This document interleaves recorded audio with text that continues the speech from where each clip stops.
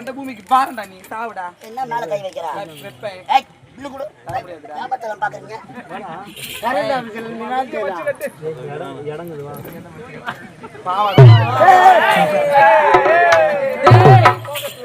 பாருடா. நான் யார் தெரியுமா? கலத்தி கட்டு.